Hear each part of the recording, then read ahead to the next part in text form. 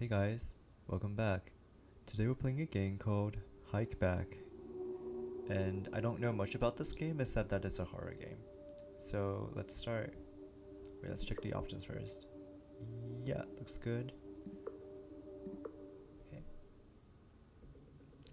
Let me tell you a story. It was late that night. I was driving through some backwoods to visit a friend. Then, I spotted something on the side of the road. That's when I first saw you. Sticking your thumb out, looking for a lift. So I decided to stop and help you out. The night was so dark that I could barely see your face, but I managed to catch a glimpse of you through my faded headlights. Your front was smeared with dirt and grime, and your hair stuck out in every direction. Yep, every direction indeed. You asked me for a ride to the next town over, and I said yes. I watched you climb into the back seat. We rode together in silence for miles. There was no radio signal out here, so music wasn't much of an option. I could barely hear you breathing. Oh, you listen to the radio? Not with your phone? Okay. Sometimes, I forgot you were there at all. I could feel myself starting to nod off. While driving? Okay. The dust in the headlights swam in lazy streams. And just as I started to drift away,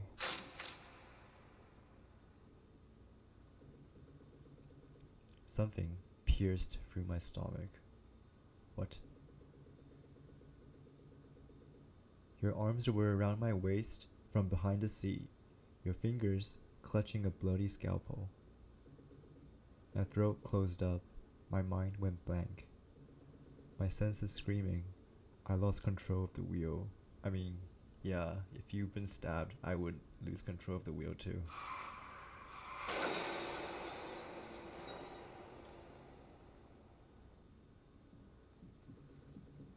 My head was pounding. Needles prickled across my skin, cut with shattered bone and shrapnel. Every breath I took was harder than the last. There was no one else in these woods. There was no one around to help. I was going to die here. Next to me, I could see you coughing up blood. Your arms were embedded with broken glass. I asked you why you did it. There was no point after all. Now we were both going to die, with no one around to find our bodies. You gave me a wry smile, as my vision faded to black. You spoke, with a voice like gravel and serrated teeth. You told me that you couldn't help it. It was in your nature to be a killer? Okay, that was end 1, nature.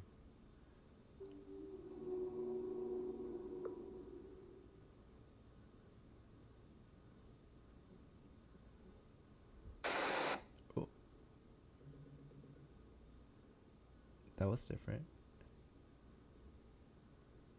Let me tell you a story. Our name's not important. Never liked them much anyway. I was driving that night to visit a friend on the other side of the mountains.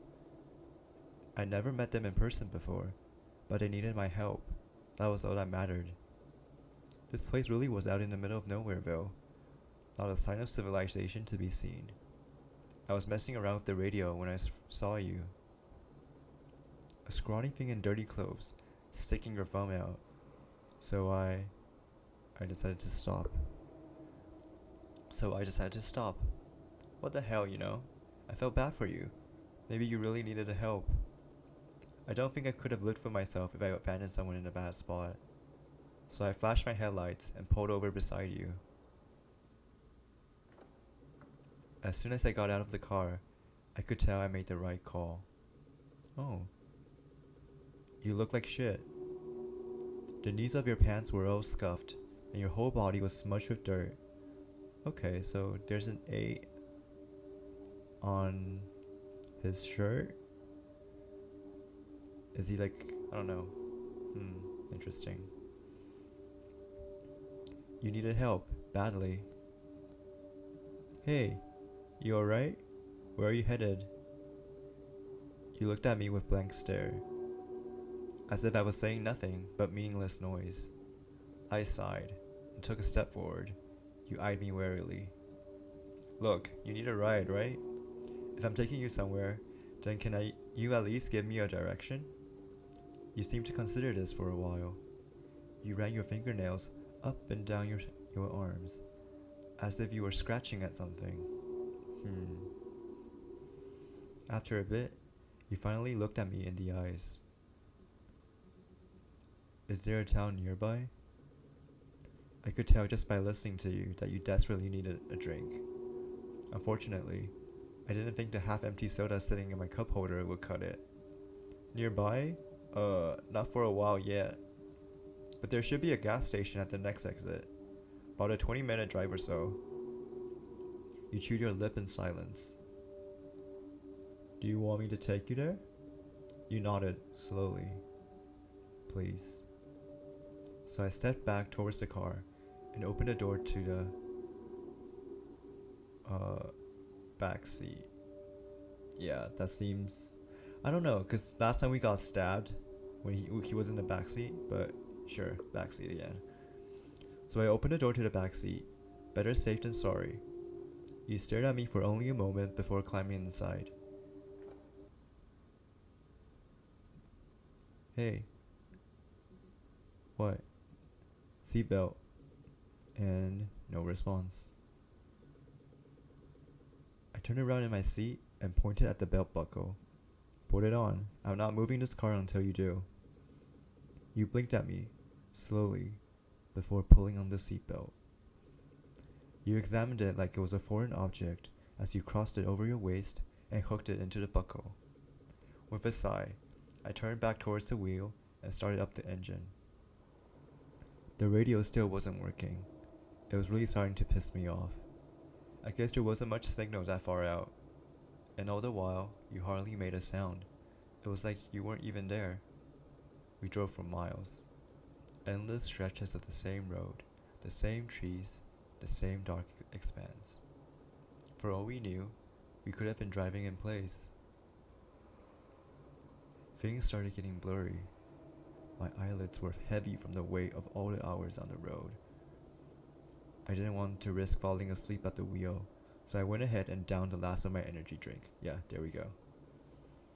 It was long since flat. The sugar and gunk and artificial flavors all stuck to my teeth. Gross.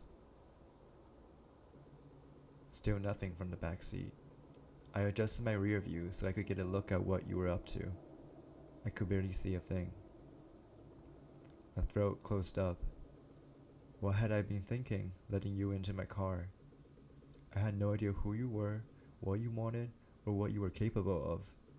For all I knew, you could be hiding my body in a highway ditch somewhere by the morning. You were just a... Ooh. Okay, that was a jump scare. You were just a total stranger. How far were we to somewhere safe? If something happened, would anyone come to help? And as these thoughts swarmed my head,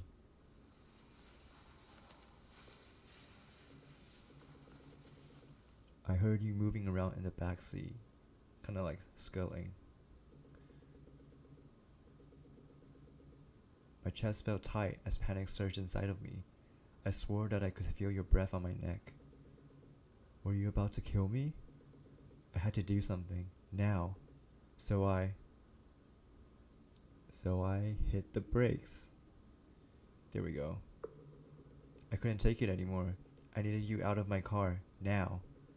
Without hesitation or warning, I veered off towards the side of the road and hit the brakes. Except, I didn't catch the tree in time.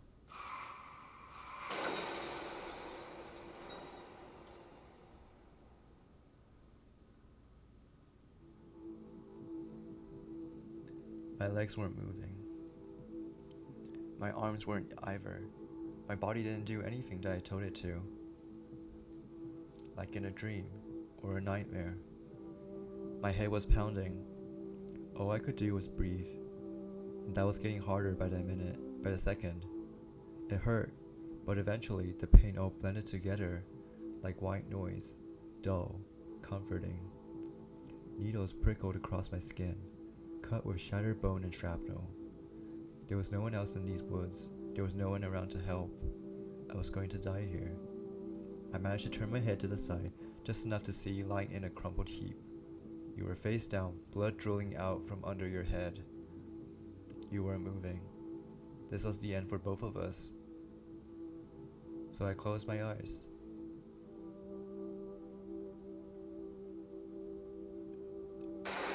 You were going to kill me anyway. I just knew it somehow. A random stranger out in the middle of nowhere, all filthy, acting weird, and asking for a ride?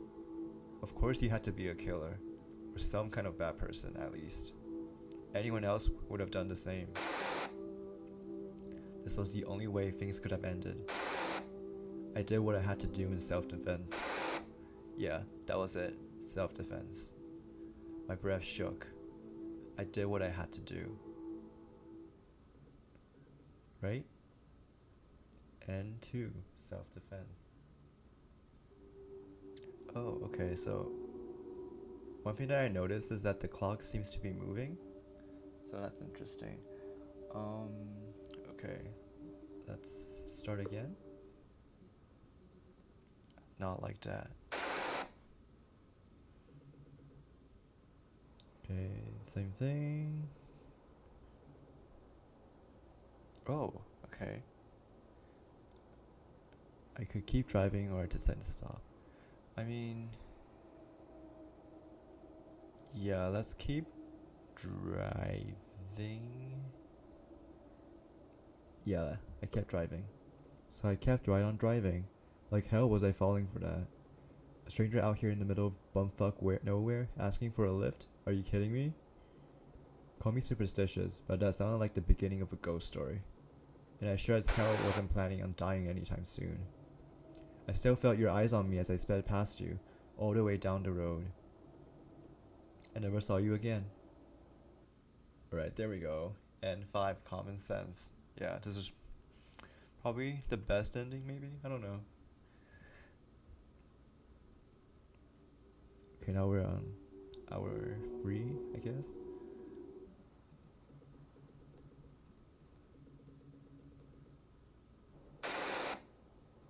Huh? The can was completely empty. Weird. I've been so sure that I still had some left. When did I drink it? Had I forgotten somehow? I tried to shake the weird sense of deja vu from my head and keep my eyes on the road. Yes, I guess some things are changing, because I think I skipped over this before, but like, it was like something that said like, oh, didn't we have this conversation already about the seatbelt or something? Yeah. Okay, yeah, so same thing with the rear view mirror. So I spoke up. My mouth suddenly felt very dry. With a deep breath, I spoke. What do you think you're doing? And almost as soon as the words left my mouth,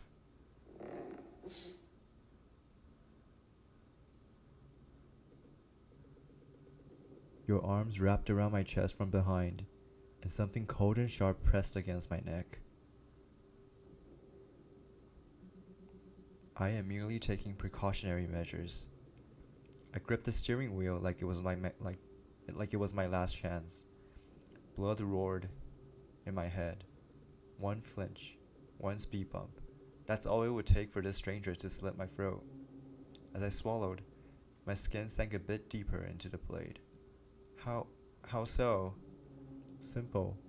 You could stop this car and kill me at any time, or drop me off somewhere to rot in captivity. If you so wished, you could even crash this car and watch me burn, safe behind an airbag. Now didn't seem like the best time to mention that I took the airbags out of this thing years ago. But this way, you cannot kill me without killing yourself, and in turn, I cannot kill you without killing myself either. Thus, we are even. Does that make sense? You waited for an answer.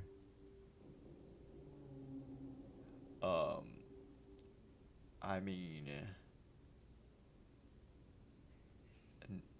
No, that doesn't make sense.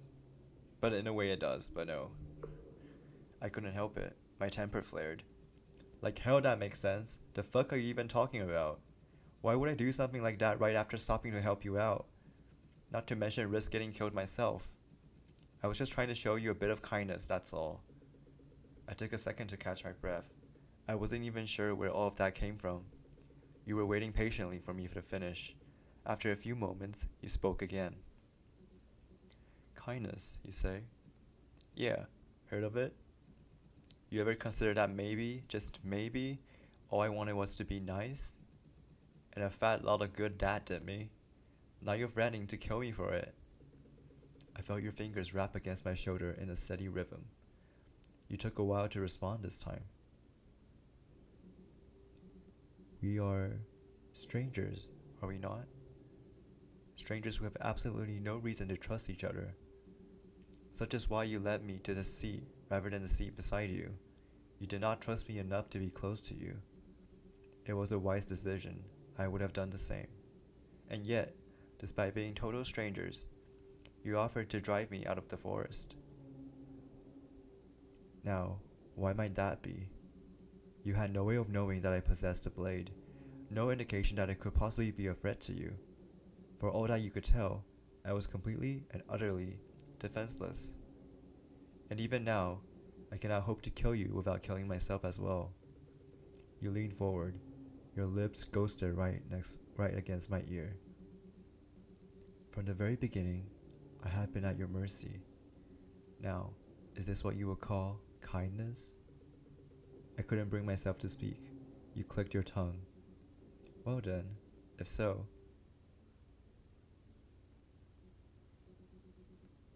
then you're just as bad as I am, aren't you?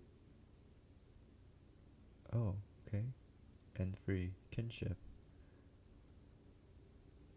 Now we're on hour 4. Okay. It hurts.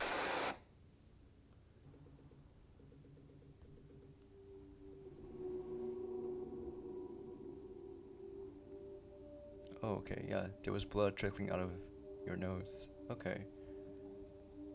Was that there before? I don't know.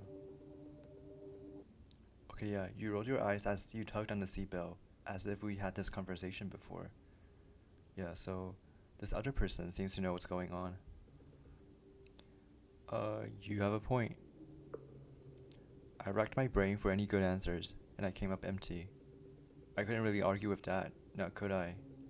I sighed, trying not to think about how close I was to dying at any moment as I drove. I admit it, you do have a point there. But, what happens when we make it to the gas station? You know, what's keeping you from killing me as soon as I stop the car? You huffed. I have no reason to. All I need is the ride. Sure, I guess.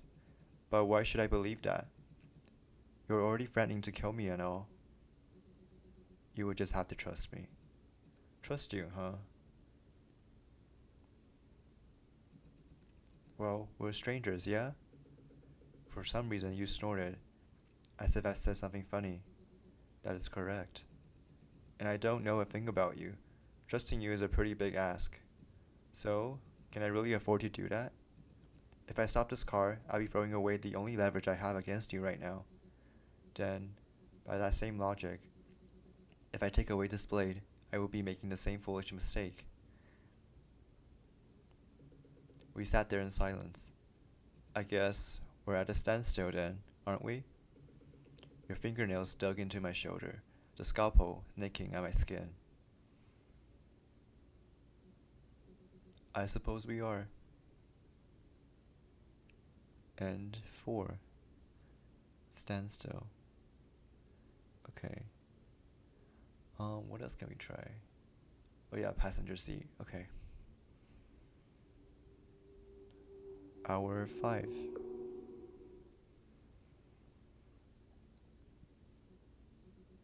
This time. Passenger side. So I opened the door to the passenger side.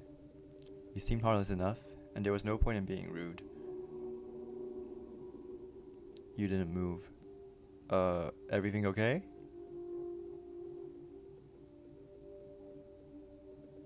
Still nothing. I figured you were just nervous. I didn't blame you. This was a pretty weird situation. Then noticed you were mumbling something under your breath. Hey, no worries if it's too much, okay? If you want, I can always call a police station nearby. No. A refusal so quick I had to take a second to even register it. You sure? Must have struck a nerve. Without another word, you brushed past me and slid inside. I tried to give your shoulder a reassuring pat as you got in. As reassuring as I could manage anyway. You almost hit your head on the roof when my hand made contact. Well, you were, I checked, quiet as a corpse, with your cheek pressed against the window. We drove for miles, endless stretches of the same road, blah blah blah, yeah. I caught you staring at me out of the corner of my eye, but as soon as I noticed, you turned back towards the window. I needed something more substantial to keep me awake. Music would have been fine, but the radio still refused to cooperate. What to do? Oh, right. As I heard you shuffling around in your seat, I realized that some friendly conversation could definitely keep me up. I hardly knew anything about you after all. You were just a total stranger. No harm in breaking the ice, right? So I glanced over towards you and spoke. Hey, so what are you... I managed to see your scalpel seconds before it went straight through my eye. The next thing I knew, we were both crashing through the windshield.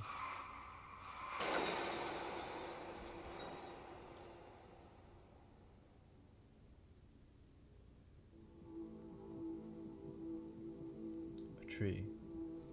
Or was it a boulder, maybe? I couldn't tell. As soon as my vision went red, the wheels slipped out of my fingers and we crashed straight into something. My head was pounding. The muck that was left of my eye leaked down my chin. The only thing that kept me from passing out was the pain. Needles prickled across my skin, cut with shattered bone and shrapnel. Every breath I took was harder than the last. There was no one else in these woods. There was no one else around to help. I heard you yelp in pain. Through the blood, I saw your leg twisted in ways that never should be. This was the end for both of us. But instead of screaming, crying, begging for my life, all I could feel was anger. My mouth started moving before my thoughts could. What the fuck is wrong with you? Every word tasted like iron. Because of the blood. Because of this? Because of you. Now we're both dead. Even with my sight melting away, I felt your eyes boring into me. Is this what you wanted? Your head lolled to the side as you choked and gasped, wiping your mouth on your arm. The veins in your neck bulged. I can see it clearly now. I wanted to wrap my hands around your throat and squeeze more than I've wanted anything else in my entire life. No. Then why? I pounced on your response like a rabid animal. I had to know. I deserved to. I heard your nails scrape across the gravel, hair curtaining your face. Who? What? You cleared your throat and tried again. Your voice was thick with blood. Whose fault is this? Answer me. Whose fault? Who is to blame for this ending? The one to blame is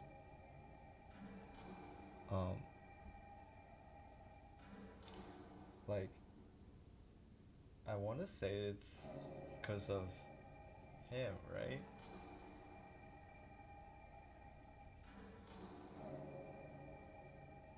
I mean,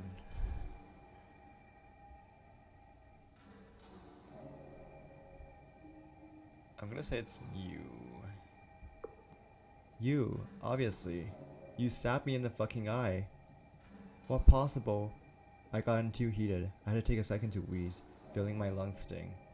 What possible reason could you have had? None. I stopped in my tracks, mouth hung open like a dead fish. What? There was no reason. No reason at all. Because it was not a reasonable thing to do. Somehow, it felt like you were speaking much clearer all of a sudden, and I saw movement in your direction. Were you standing up? I did it because I am a bad person. That is all there is to it.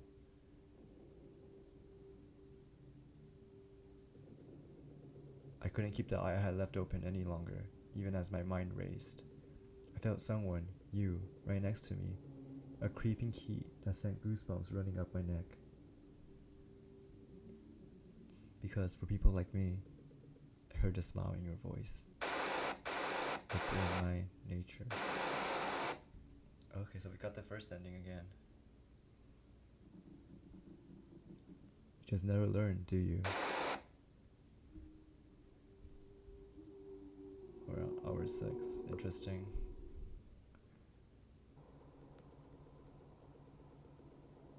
Oh. So yeah, I guess something changed. The windshield cracked.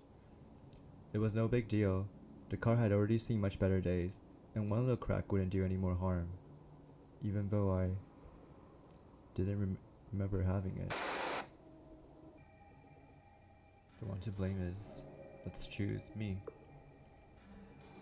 Clarity struck me then, almost as quickly as the anger had. As ridiculous as it sounded, as much as I barely believed in myself. Me. Pardon? It sounded just as surprised as I felt, but the longer I thought about it, the more it made sense. If I hadn't stopped, if I hadn't picked you up or given you a lift, then this wouldn't have happened. Something squeezed down on my chest. I couldn't tell if it was from the impact or something else. How do you figure? Somehow, it felt like you were speaking much clearer all of a sudden, but I didn't dwell on it for too long. I should have known better. Don't trust strangers and all that, right? I wanted to laugh, but it hurt too much to even try. So I should have known better. Someone like you. How else could this have ended? All that frustration, all that blind anger and desperation and bitterness that I had felt. All I could feel now was regret. Regret that it had to end this way. I didn't realize how much time had passed until you spoke again. It's not your fault. What? I craned my neck as best I could to catch a glimpse of you out of the eye I had left. It looked like movement from where you'd been. Like you were setting up for something, but that was impossible, right? You couldn't help it. You spoke so softly, as if you were trying to comfort me. Something pressed against my hair, something warm, like someone was petting my head. You sighed. You just couldn't help it. Because it's in your nature. Ending 6. Bitterness. Okay, so now we're on hour 6. Okay.